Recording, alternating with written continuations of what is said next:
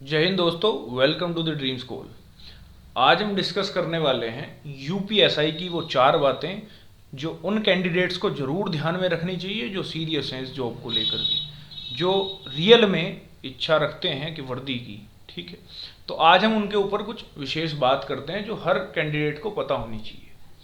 तो mission UPSI के अंतर्गत यदि विद्यार्थी को या कोई भी ऐसा कैंडिडेट है जिसे 2 स्टार की कामना है, तो वो क्या बातों का ध्यान रखेगा, आज ये हम तो थोड़ी सी बात जान लेते हैं। देखो, कितने फॉर्म भरे गए हैं, कितने भरे जा चुके हैं, कब एग्ज़ाम है, कितनी कट ऑफ जाएगी, उससे ज़्यादा आपको अभी मतलब होना नहीं चाहिए। ठीक है, क्योंकि आप एग्ज़ाम दे रहे हो तो आपको एक ही चीज़ पे फोकस रखना चाहिए, वो है आपकी स्टडी, जो आपको बहुत ईमानदारी से करनी है। ठीक, तो यहाँ पे अभी ये बिल्कुल डिस्कस नहीं करेंगे कि कितने फॉर्म भरे जा चुके हैं, कितने कट ऑफ इस बार होगी। अभी एग्जाम नहीं हुआ, कट ऑफ आप पहले से डिमांड कर दोगे, कैसे आ जाएगी पहले कट ऑफ।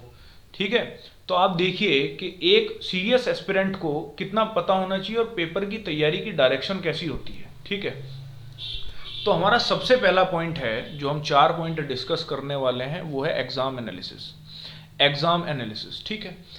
सबसे पहले जो बहुत बेसिक बेसिक सी बात है मैं वो कर रहा हूँ, अधिकतर आप लोग सब जानते हैं इस बात को। देखो, ऑनलाइन मोड होता है इसका, ठीक है, सभी को पता है। 2017 में ऑनलाइन एग्ज़ाम इसका हुआ था। 400 मार्क्स का ये एग्ज़ाम होता है। ठीक है, 400 मार्क्स का एग्ज़ाम आपका होगा। निगेटिव मार्क्स इसमें नहीं होते। ठीक है, 160 क्वेश्चंस आपके होते हैं और पर क्वेश्चन 2.5 नंबर यहाँ पर वेटेज करता है। पर क्वेश्चन 2.5 नंबर यहाँ पर वेटेज करता है। ठीक है, ये होती है एग्ज़ाम एनालिसिस, यानी कि एग्ज़ाम के पूरे पैटर्न का आपको ढंग से पता है। कुछ को यही नहीं पता सवाल कितने आने हैं। ठीक है, तो एग्ज़ाम एनालिसिस। उसके बाद दूसरी चीज़ होती है, देखो ये इनिशियल फेज़ है, मतलब जीरो से जब आप चढ़ना शुरू करते हैं ना पायदान पे, तो क्या क्या बातों का ध्यान रखना पड़ता है, हम उसको डिस्कस कर रहे हैं। जो ये जानता है वो तो पता ही है उसको, तो यानी वो बढ़ चुका है उस कदम की ओर। समझ में आई बात आपको? आगे देखो, दूसरा हमें पता होना चाहिए सिलेबस, मोस्ट इम्पोर्टेंट। देखो, आप किसी भी कॉम्पिटिटिव एग्ज़ाम की यदि आप तैयारी कर रहे हैं तो सिलेबस का आपको डिटेल में अध्ययन कर लेना चाहिए।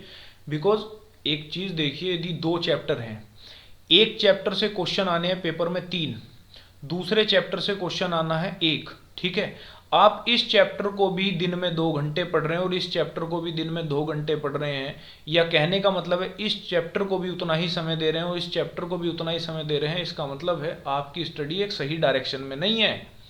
जिस चैप्टर से सवाल कम है, इसका मतलब आप वहाँ पे स्मार्ट वर्क कर सकते हैं, आप उसको कम समय दे करके अपना ज़्यादा समय इसको दे सकते हैं। तो इसीलिए मैं कहता हूँ कि सिलेबस का अध्ययन होना बहुत ज़्यादा ज़रूरी है। सिलेबस को आप डिटेल में देखें कि कहाँ से कितने क्वेश्चन बन जाते हैं।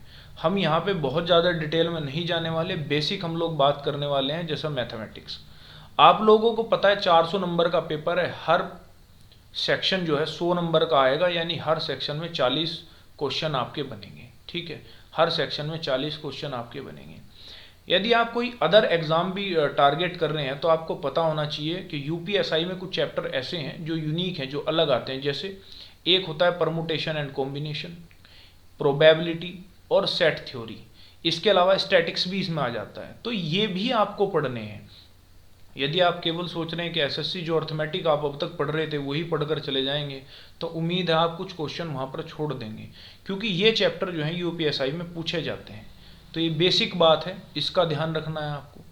दूसरा हमारा यहाँ पर आ जाता है रीजनिंग। रीजनिंग के भी एज़ यूजुअल 40 सवाल आएंगे, लेकिन रीजनिंग भी आप केवल एसएससी की पढ़कर अगर यहाँ पर जाएंगे तो फिर से अपना नुकसान करेंगे, क्योंकि इसमें मशीन इनपुट आउटपुट का एक टॉपिक होता है, और मशीन इनपुट आउटपुट में एक ही सवाल आपको मिलेगा, उसके बेस पे आपको 5 क्वेश्चन करने होंगे, यानी कि लगभग 12.5 नंबर आप खो देंगे यदि आप ये पढ़कर नहीं गए। Machine input output, seating arrangement आप बहुत अच्छे से पढ़िए, क्योंकि सीटिंग अरेंजमेंट के अच्छे क्वेश्चंस आ जाते हैं। पज़ल आप अच्छे से पढ़िए, पज़ल के क्वेश्चन आ जाते हैं। और जो इम्पोर्टेंट है, आर्ग्यूमेंट आप पढ़िए, स्टेटमेंट एंड आर्ग्यूमेंट आप पढ़िए, उसके क्वेश्चन बन जाते हैं यहाँ से। तो यहाँ से भी आपको कुछ नहीं छोड़ के जाना है, डिटेल अध्ययन इस चीज़ का करना है। अब हम बात कर लेते हैं हिंदी की। हिंदी के भी एज़ यूजुअल 40 क्वेश्चन बनते हैं, लेकिन अगर कोई सीरियस एस्पिरेंट है, वो अच्छे से पढ़ाई करना चाहता है, तो मैं मानता हूँ उसे हिंदी को 3 भागों में बांट लेना चाहिए। एक भाग होगा हमारा थ्योरी। थ्योरी थ्योरी में मतलब संज्ञा, सर्वनाम, विशेषण, ये याद करने वाली चीज़ें, समझने वाली चीज़ें, तो थ्योरी में हमने बांट दिया। दूसरा भाग हमारा आ जाता है शब्दों का। शब्द, शब्द तत्सम, तद्भव, पर्यायवाची, अनेकार्थी, एकार्थी, मतलब ये रटने वाली बात है, आपको शब्दों का ज्ञान होना चाहिए। और तीसरा भाग यहां पर हम बांट देते हैं साहित्य का।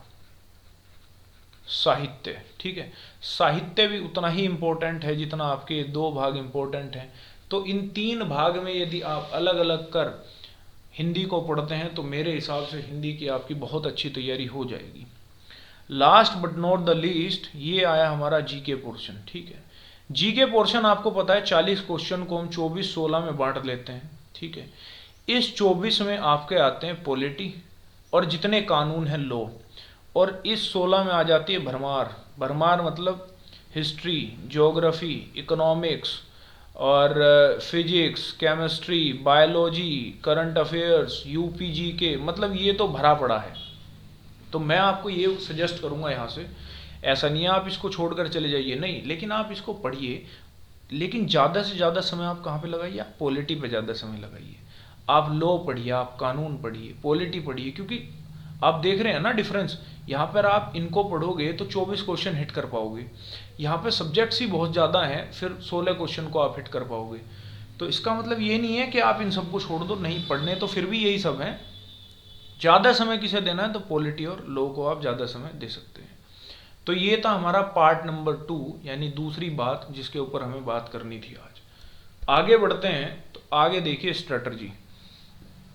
यदि आपकी एग्ज़ाम क्रैक करने की स्ट्रेटजी, यानी वो रास्ता जिसके ऊपर आप चल के अपने लक्ष्य को पार कर सकते हैं, पा सकते हैं, वो कमज़ोर है ना, तो आप वहाँ तक नहीं पहुँच पाओगे।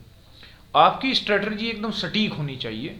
आपको कब और क्या करना है, आपका गणित कितना तैयार हो चुका है, आपकी रीजनिंग कितनी तैयार हो चुकी है, जो चैप्टर आपका, जो सब्जेक्ट आपका वीक है, आप उसको दिन में टाइम दें, उसको हफ्ते में टाइम दें, ठीक है।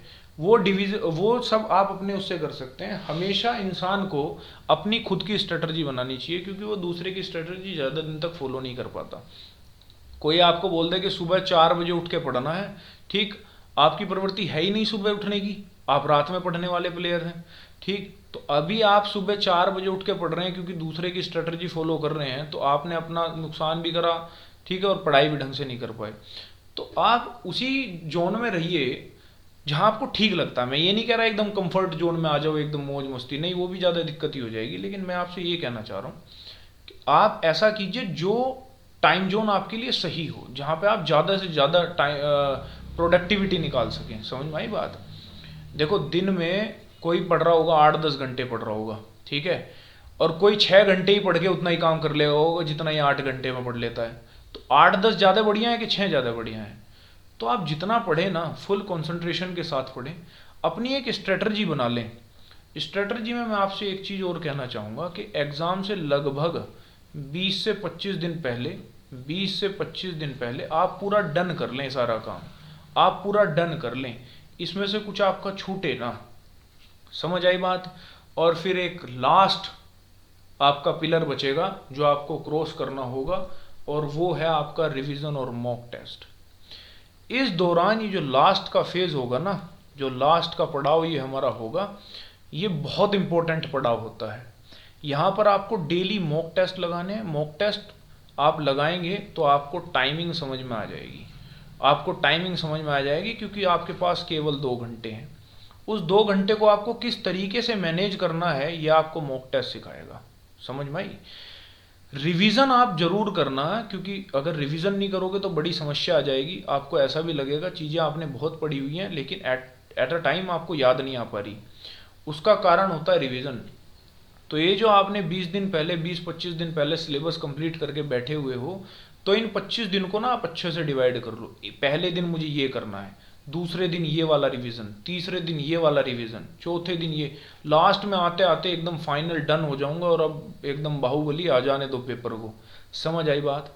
तो यही वो 4 पॉइंट हैं। यदि आप इन पर बहुत अच्छे से फोकस कर लेते हैं तो मुझे लगता है कि इस पासिंग आउट परेड के आप सदस्य हो सकते हैं।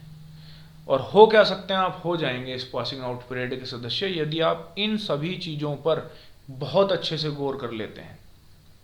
ठीक है, तो अपनी स्ट्रेटजी कुछ बहुत अच्छे से बनाइए, अपने प्लान्स अच्छे से बनाइए, पूरा अध्ययन कीजिए सारी चीज़ों का। और वही बात मैं फिर से कहना चाहूँगा कि 8-10 घंटे बैठने से अच्छा है, आप बैठ पा रहे हो वेल एंड गुड, बहुत अच्छी बात है, लेकिन मैं ये कह रहा हूँ कि आप ऐसे मत बैठना उधर आप पढ़ने बैठे हुए हैं, उधर साइड में फ़ोन रखा हुआ है। समझ आई बात आपके? अवॉइड करो हर चीज़ को, मैक्सिमम टाइम आप दो, प्रोडक्टिव टाइम आप निकालो यहाँ से। ठीक है, and be the part of this. ठीक, यहाँ पर आप बन सकते हैं अच्छे से। तो this is the end of this video and thanks for watching.